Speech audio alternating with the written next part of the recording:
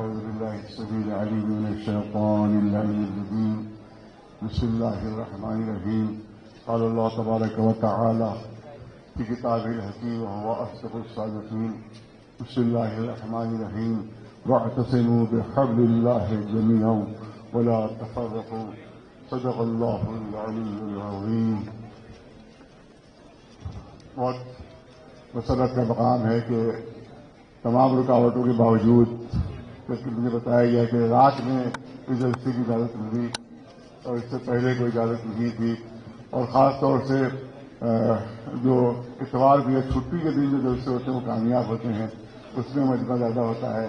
لہٰذا کوشش ان کی گورنمنٹ کی یہ تھی کہ مجمع نہ ہو سکے، کیونکہ اللہ کا شکر ہے کہ ان کی کوشش ناکامیاب ثابت ہوئی ہے، اور الحمدللہ اتنی بڑی تعداد میں یہاں پر ہمارے مسلمان بھائی یہاں پر موجود ہیں.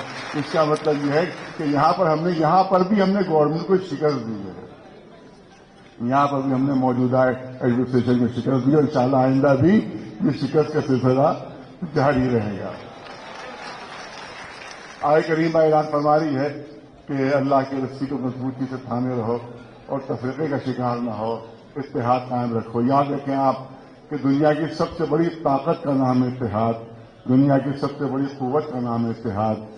جب ذرے الگ الگ ہوتے ہیں تو ہوا کا ایک جھونکا ان کو کہیں سے کہیں پہنچا دیتا ہے، لیکن جب یہی ذرے متحد ہو کر چٹان بن جاتے ہیں تو بڑے سے بڑے طوفان کا مقابلہ کر لیتے ہیں.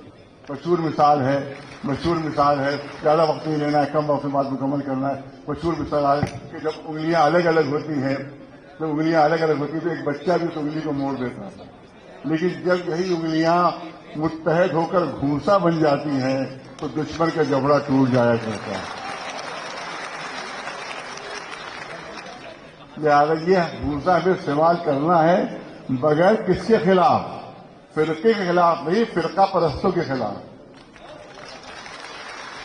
کسی فرقے کے خلاف نہیں، فرقہ پرستوں کے خلاف، کسی مذہب کے خلاف نہیں، بلکہ مذہبی جنونیوں کے خلاف، کانسٹیٹیوشن کی جو مخالفت کر رہے ہیں ان کے خلاف ہم کو اپنی طاقت کو استعمال کرنا ہے تاکہ ہمیں فتح حاصل ہو. اور آپ یاد رکھیں کہ اقبال نے کہا ہے کہ نگاہ مرد مومن سے بدل جاتی ہیں تقدیریں، نگاہ مرد مومن سے بدل جاتی ہیں تقدیریں. جب نگاہ مرد مومن سے تقدیریں بدل سکتی ہیں تو حکومتیں بھی بدل سکتی ہیں، اور دوسری چیز یہ کرنا چاہتا ہوں کہ یہ وقت کی تحریک تو ہم تقریباً 25 سال سے یو پی میں چلا رہے ہیں، اور تو بہت زیادہ ہمیں رحمتیں ہوئی، جیل جانا پڑا ہے، لاٹیاں کھانا پڑی وہاں. اسی طرح سے وہاں پر ہمارے 2 لوگ ماہ رمضان میں شہید بھی ہوئے اس میں، لیکن ہم پیچھے نہیں ہٹے اور وہاں حکومتوں نے قبضے کیے ہماری جائیدادوں کے اوپر. وہاں پر نہرو بھون جو ہے وہ بنا ہوا ہے وقف کی جائیداد کے اوپر، وہاں پر گاندھی اندرا بھون بنا ہوا ہے وقف کی جائیداد کے اوپر، وہاں کے اوپر جنگل ڈپارٹمنٹ بنا ہوا ہے وقف کی جائیداد کے اوپر. نہ کوئی کمپنسیشن دیا گیا، نہ اس کے سلسلے میں کوئی کارروائی کی گئی. اس کے خلاف ہم نے احتجاج کیا، اس کے خلاف ہماری پٹائی نہیں ہوئی. وہاں پر دہلی میں 123 جو اوقاف کے اوپر غاصبانہ قبضہ کیا گیا اس کے خلاف بھی ہم نے احتجاج کیا. تو احتجاج ہمارا شروع سے جاری ہے، لیکن اللہ کا شکر ہے کہ اب مسلمانوں میں بیداری ایسی پیدا ہو گئی ہے کہ تمام فرقے متحد ہو گئے ہیں اور 1 گھنٹے کے اندر متحد ہوئے ہیں، اور وہ ہے مسلم فضلہ بورڈ کا جھنڈا. اور ہم سمجھتے ہیں کہ اتحاد باقی رہا تو کامیابی ہمارے قدم چومے گی. اور یاد رکھیں تو ویسی کامیاب تشریف فرما شاید نہیں ہے اس وقت ہے، تو ایسے تشریف فرما ہے، یا تو ان کی خدمت میں ہم گزارش یہ کرتے ہیں کہ دیکھیے ڈیفینس کرتے رہیے گا تو زندگی گزر جائے گی. ڈیفینس کرتے کرتے پوری زندگی صرف ہو جائے گی. ہر مسجد میں کوئی نہ کوئی شیولنگ پیدا ہوتا رہے گا. کہاں تک لڑیے گا؟ ہر مسجد کے نیچے کوئی نہ کوئی مندر ڈھونڈتے رہیں گے. یہ بھی عجیب چیز ہے. اب ظاہر کے ہلکا سے اشارہ کرنا ہے کہ ہر جگہ ان کو ہر فوارے میں شیولنگ مل جاتا ہے. ان کو جب بھی کوئی فوارہ بنے گا تو کچھ نہ کچھ شباہت تو پیدا ہی ہو جاتی ہے.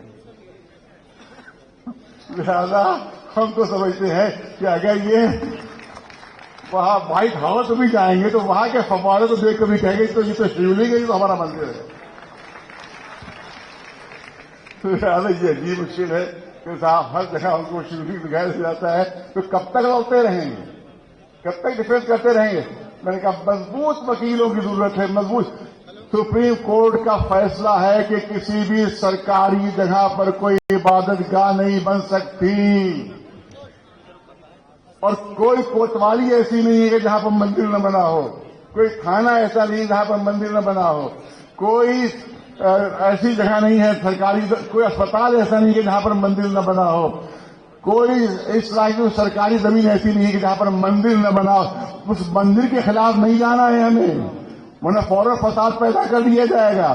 ہمیں ہائی کورٹ میں اس لیے جانا ہے کہ اس مندر کے برابر ہمیں ایک مسجد کی بھی دکھا دی جائے، ایک گرودوارے کی دکھا بھی ملے، اور ایک کسی ہر مذہب کے جتنے لوگ ہیں ان سب کو وہاں پر دکھا دی جائے۔ اس کے لیے اگر ہمارے وکیل تیار ہو تو انشاءاللہ یہاں کے اوپر جو آگے ہیں انشاءاللہ وہ پیچھے ہو جائیں گے۔ دیکھیے جیت کا طریقہ یہ ہوتا ہے کہ بہت سے فرنٹ کھول دیے جائیں، تو جب اور فرنٹ کھولے جائیں گے تو یاد رکھیں کہ طاقت بڑھ جائے گی۔ جو آج حملہ آور ہے وہ سب انشاءاللہ ڈیفینسو ہو جائیں گے، اپنے کو بچانے میں وہ لگ جائیں گے۔ لہٰذا جس کے لیے مگر پہاڑ جیسی ہمت کی ضرورت ہے اس میں، اور میں تو سمجھتا ہوں اس کے لیے بہترین مثال ہمارے اویسی صاحب ہے کہ ایک ٹیم پیدا کر کے اس کو اس طرح کی لڑائی لڑ سکتے ہیں۔ آپ دیکھیں لکھنؤ میں کیا ہو رہا ہے، لکھنؤ ہر مسجد پر پولیس پہنچ رہی ہے، کاغذ لاؤ کاغذ لاؤ کاغذ لاؤ، ہر مسجد پہ پولیس پہنچ، سب لوگ پریشان ہیں وہاں لکھنؤ میں۔ ہر مسجد ایک اگر آپ چورا گاڑی کرنا ہوتی ہے تو فوراً پولیس آ کے روک دیتی ہے، بغیر اجازت کیسے کرو، بغیر اجازت کیسے کرو۔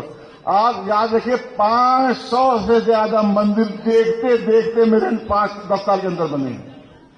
اس کے لیے بھی کورٹ جانا ہمارا ہوگا کہ ہم تاکہ کورٹ سے کہیں وہ حکومت سے سوال کرے کہ 25 سال کے اندر جتنے نئے مندر بنے ان سب کی لسٹ پیش کی جائے، اور اس کے بعد بتایا جائے کہ وہ کس لیے بنے ہیں، کیسے بنے ہیں، کس زمین پر بنے ہیں اور کس کی اجازت سے بنے ہیں۔ میں مثال پیش کرنا چاہتا ہوں، بالکل سامنے کی ہمارا ایک راستہ جاتا ہے تالکٹوری کربلا، تالکٹوری کربلا، اس میں تقریباً ہر ہفتے 10 دن بعد ہمیں گزرنا ہوتا ہے۔ مثال پیش کر رہا ہوں، اس کی ثبوت میرے پاس موجود ہیں۔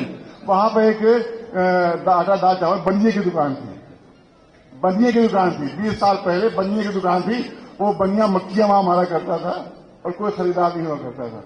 ایک دن جا کر دیکھا تو مندر بنا ہوا ہے، اور مندر کے اوپر لاکھوں شرطداروں اور لاکھوں کی آمدنی، آخر ہفتے مسجدوں کا کاغذ مانگا جا رہا ہے، وہاں جا کر کاغذ کو نہیں مانگتے کہ تمہاری بنیے کی دکان جو ہے مندر میں کیسے بدل گئی۔ اس سلسلے میں ہمیں قانونی فرنٹ کھولنا پڑے گی، تب کہیں جا کے ہمارے پر تھوڑا سا دباؤ کم ہوگا، ورنہ ڈیفینسی کرتے کرتے پوری زندگی گزر جائے گی۔ ہر مسجد میں کوئی نہ کوئی جگہ تلاش کر لیں گے ایسی، اور اس کے بعد ہم اس کے لیے لڑتے ہی رہیں گے۔ لہٰذا اگر آپ اس پہ بہت فرنٹ کھولیں تاکہ جو حملہ آور ہے وہ خود ڈیفینسو ہو جائے، اس لیے ہماری ضرورت ہے، اس پہ اویسی صاحب کی بہت زیادہ ضرورت ہے اس پہ کہ قانونی کمیٹی تیار کریں تو اس سلسلے کے مقدمے لڑے، مگر اس پہ پہاڑوں سے زیادہ مضبوطی کی ضرورت ہے، کیونکہ دباؤ بہت زیادہ آئے گا، اور انشاءاللہ یہ فرنٹ اگر آگے بڑھا تو انشاءاللہ ہمیں کامیابی مل جائے گی، اور کامیابی مل کے رہے۔ آپ توجہ رکھے جو کرنا چاہتا ہوں، آپ دیکھیں کہ ہمارے یہاں کہا گیا کہ یہ غریبوں کی مدد ہوگی، اب اس لیے وقف لے رہے ہیں۔ پھر وہ اس حساب سے گزارش کر رہا ہوں کہ ہمارے کے دو بہت بڑے وقف ہیں، شیعہ وقف، حسین آباد ٹرسٹ کا وقف ہے، بہت بڑا، کروڑ بڑا امام باڑہ اسی میں ہے، آشی اوپر اس میں چھوٹا امام باڑہ اسی میں ہے، وہ وقف ہیں، اور بی ایم کے انڈر میں ہے، بی ایم کے انڈر میں، جس پہ 18 کروڑ سالانہ کی آمدنی ہے، شیعہ کا 18 کروڑ سالانہ کی آمدنی ہے، اس کا چیئرمین جو ہے وہ بی ایم ہے، اس کا سیکریٹری اے ڈی ایم ہے، ایک پیسہ آج تک غریبوں پر سفر شریف ہے، ایک پیسہ ڈی ایم کے انڈر میں وقف ہے، 24 سال سے اس کے انڈر میں ایک پیسہ غریبوں پر خرچ نہیں ہوا ہے، تو ان کی عیاشیوں پر بدماشیوں پر خرچ ہو رہا ہے۔ اور سنیے، جس طرح سے میں ویسے تو آپ کو پھر خطاب کر رہا ہوں کہ جس طرح سے بگ بین کی گھڑی ہے لندن میں، اسی بگ بین کمپنی کی گھڑی وہاں جو لکھنؤ میں گھنٹہ گھر ہے اس میں لگائی گئی تھی، وہ گھڑی چوری ہو چکی ہے، اس کی جگہ نقلی گھڑی لگائی گئی ہے، یہ ہوا ہے ڈی ایم کے انڈر۔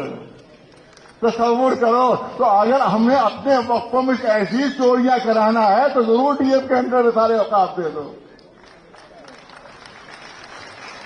جو مثالیں ہمارے سامنے موجود ہیں کہ جو ہم حکومت کے سامنے عدالت کے سامنے پیش کر سکتے ہیں کہ ڈی ایم کے اندر میں اوقاف ہے، سوائے چوری کے وہاں کچھ اور ہو ہی نہیں ہے، سوائے ڈکیتیوں کے وہاں کچھ ہو ہی نہیں ہے، تو کیسے بھروسہ کر لیں کہ یہ ڈی ایم کے اندر جو اوقاف آئیں گے تو اس پہ چوریاں نہیں ہوں گی، اس پہ ڈکیتیاں نہیں ہوں گی. اور یہ خبر شاید عام طور سے نہیں ہے لوگوں کو، لیکن مجھے بتایا جناب ویسی صاحب نے مجھے فون کر کے بتایا کہ ایک ایسا کلاس پاس ہوا ہے جس پر کوئی گفتگو نہیں ہوئی، جس پر کوئی بحث نہیں کی گئی ہے. وہ جانتے کیا ہے کہ جتنی بھی عمارتیں مذہبی عمارتیں آثار قدیمہ کے اندر میں ہیں، عیسائی کے اندر میں ہیں، ان کو سب سے وقف سے ہٹا دیا گیا ہے، سب کو وقف سے ہٹا دیا گیا ہے. ہماری بڑی بڑی کربلائیں جو ہیں وہ آثار قدیمہ کے اندر میں، بڑے بڑے امام باڑے آثار قدیمہ کے اندر میں ہیں، ان سب کو وقف سے ہٹا دیا گیا ہے. اب وہ گورنمنٹ کی کنٹرول میں آ جائے گی اور گورنمنٹ اپنے لوگ وہاں مقرر کرے گی. اور سن لیں دہلی والے سن لیں، ایک صاحب ایسے ہیں جو بہت زیادہ بولنے کے لیے مشہور ہے، بہت گرج کے بولتے ہیں، بہت گرج کے بولتے ہیں، اور مگر وہ خاموش ہیں.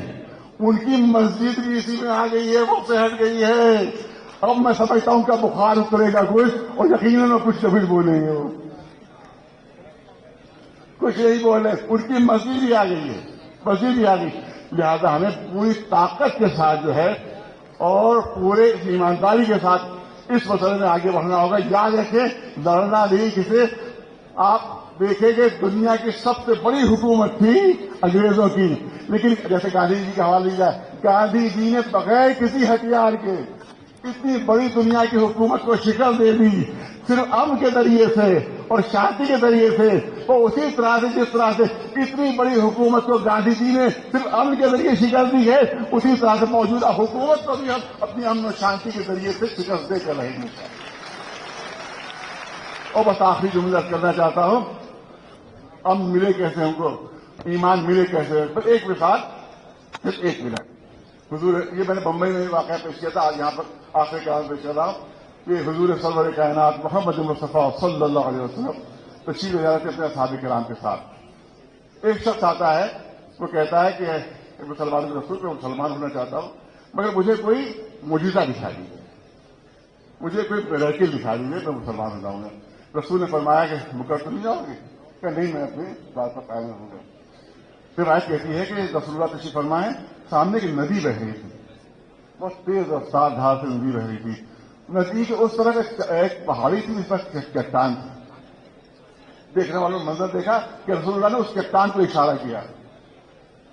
رسول اللہ ندی کے اس طرف ہے، وہ پہاڑی ندی کے اس طرف ہے، اور چٹان بھی اس طرف ہے.